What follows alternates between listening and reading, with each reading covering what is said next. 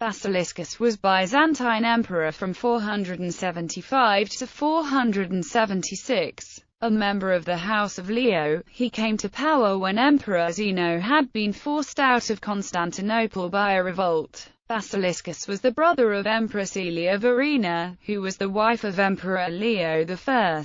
His relationship with the emperor allowed him to pursue a military career that, after minor initial successes, ended in 468, when he led the disastrous Roman invasion of Andal Africa, in one of the largest military operations of late antiquity. Basiliscus succeeded in seizing power in 475, exploiting the unpopularity of Emperor Zeno, the barbarian, successor to Leo, and a plot organized by Verina that had caused Zeno to flee Constantinople. However, during his short rule, Basiliscus alienated the fundamental support of the Church and the people of Constantinople, promoting the Miaphysite Christological position in opposition to the Chalcedonian faith. Also, his policy of securing his power through the appointment of loyal men to key roles antagonized many important figures in the imperial court, including his sister Verina. So, when Zeno tried to regain his empire, he found virtually no opposition, triumphantly entering Constantinople, and capturing and killing Basiliscus and his family.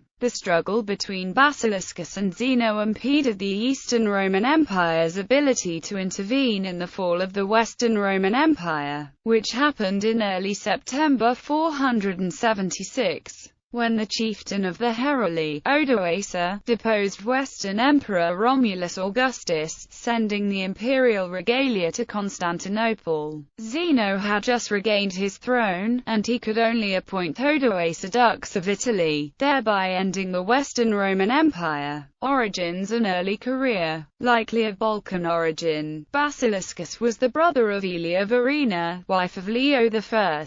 It has been argued that Basiliscus was uncle to the chieftain of the Heruli, Odoacer. However, not all scholars accept this interpretation, since sources do not say anything about the foreign origin of Basiliscus. It is known that Basiliscus had a wife, Xenonis, and at least one son, Marcus. Basiliscus' military career started under Leo I. The emperor conferred upon his brother-in-law the dignities of dux, or commander-in-chief, in Thrace. In this country, Basiliscus led a successful military campaign against the Bulgars in 463. He succeeded Rusticius as Magister Militum per Thracius, and had several successes against the Goths and Huns. Basiliscus's value rose in Leo's consideration. Verina's intercession in favor of her brother helped Basiliscus' military and political career, with the conferral of the consulship in 465 and possibly of the rank of patricius. However, his rise was soon to meet a serious reversal. Disastrous expedition against the Vandals. In 468, Leo chose Basiliscus as leader of the famous military expedition against Carthage. The invasion of the kingdom of the Vandals was one of the greatest military undertakings recorded in the annals of history. A combined amphibious operation with over 10,000 ships and 100,000 soldiers. The purpose of the operation was to punish the Vandal king Gaiseric for the sacking of Rome in 455, in which the former capital of the Western Roman Empire had been overwhelmed, and the Empress Licinia Eudoxia and her daughters had been taken as hostages. The plan was concerted between Eastern Emperor Leo, Western Emperor Anthemius, and General Marcellinus, who enjoyed independence in Illyricum. Basiliscus was ordered to sail directly to Carthage, while Marcellinus attacked and took Sardinia, and a third army, commanded by Heraclius of Edessa, landed on the Libyan coast east of Carthage, making rapid progress. It appears that the combined forces met in Sicily, whence the three fleets moved at different periods. Ancient and modern historians provided different estimations for the number of ships and troops under the command of Basiliscus, as well as for the expenses of the expedition. Both were enormous. Nicephorus Gregoras speaks of 100,000 ships, The more reliable Cedrenus says that the fleet that attacked Carthage consisted of 1,113 ships, having each 100 men on board. The most conservative estimation for expedition expenses is of £64,000 of gold, a sum that exceeded a whole year's revenue. Sardinia and Libya were already conquered by Marcellinus and Heraclius, when Basiliscus cast anchor off the promontorium Mercurii, now Cap Bon, opposite Sicily, about 40 miles from Carthage. Gaiseric requested Basiliscus to allow him 5 days to draw up the conditions of a peace. During the negotiations, Gaiseric gathered his ships and suddenly attacked the Roman fleet. The Vandals had filled many vessels with combustible materials. During the night, these fire ships were propelled against the unguarded and unsuspecting Roman fleet. The Roman commanders tried to rescue some ships from destruction, but these maneuvers were blocked by the attack of other Vandal vessels. Basiliscus fled in the heat of the battle. One half of the Roman fleet was burned, sunk, or captured, and the other half followed the fugitive Basiliscus. The whole expedition had failed. Heraclius effected his retreat through the desert into Tripolitania, holding the position for 2 years until recalled. Marcellinus retired to Sicily, where he was reached by Basiliscus. The general was, however, assassinated, perhaps at the instigation of Ricimer, by one of his own captains, and the king of the Vandals expressed his surprise and satisfaction that the Romans themselves would remove from the world his most formidable antagonists. After returning to Constantinople, Basiliscus hid in the church of Hagia Sophia to escape the wrath of the people and the revenge of the emperor. By the mediation of Verina, Basiliscus obtained the imperial pardon, and was punished merely with banishment to Heraclea in Thrace. Rise to power. In 471 and 472, Basiliscus helped Leo I to get rid of the Germanic influence in his court, helping in the murder of the Alan Magister Militum Aspar. The death of Aspar caused a revolt in Thrace, led by the Thracian Ostrogoth Theodoric Strabo, and Basiliscus was dispatched to suppress the revolt, something he successfully did with the aid of his nephew Armatus. In 474 he received the rank of Caput Senatus, first among the senators. At the death of Leo, Zeno, who was a barbarian, of Isaurian stock, but at the same time son-in-law of Leo, ascended to emperor, after a short reign of his own son Leo II.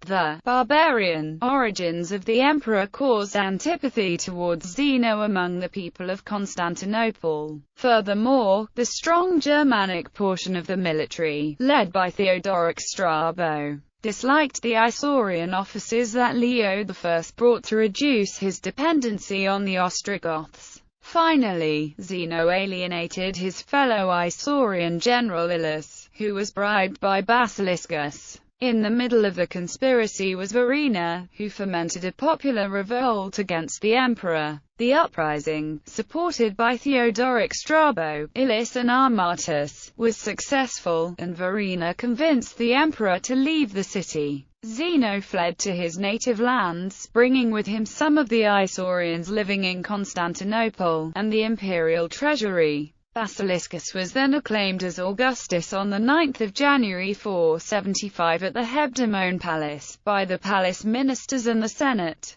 The mob of Constantinople got its revenge against Zeno, killing almost all of the Isaurians left in the city. In the beginning, everything seemed to go well for the new emperor, who even tried to set up a new dynasty by conferring the title of Augusta upon his wife Aelia Xenonis and creating his son Marcus, Caesar, and later Augustus. However, due to his mismanagement his emperor, Basiliscus quickly lost most of his supporters. Rule. Basiliscus was forced to raise heavy taxes, and to revert to the practice of auctioning the offices, obviously causing a diffuse discontent in the population. He also extorted money from the church, with the help of the prefect Epinacus, Verina's longtime favorite. Early in his reign, Constantinople suffered a massive fire, which destroyed houses, churches, and completely incinerated the huge library built by Emperor Julian. The fire was seen as a bad omen for the rule of Basiliscus. Tensions with his collaborators. Basiliscus had relied on the support of some major figures of the court in his bid for power. However, he quickly lost most of them. First, Basiliscus alienated his own sister Verina's support, executing the Magister Officiorum Patricius. Patricius was the lover of Verina, and the empress had planned to raise him to the imperial rank and to marry him. The very revolt against Zeno had been organized to make Patricius emperor. Basiliscus, however, had outwitted his sister, and, after the flight of Zeno, had the ministers and the Senate choose him, and not Patricius, as emperor. Basiliscus ordered the death of Patricius, as the officer was a natural candidate to overthrow the new emperor. As a consequence, Verina later intrigued against Basiliscus, because of her lover's execution. Also, Theodoric Strabo, whose hatred of the Isaurian Zeno had compelled him to support Basiliscus, a revolt, left the new emperor's side.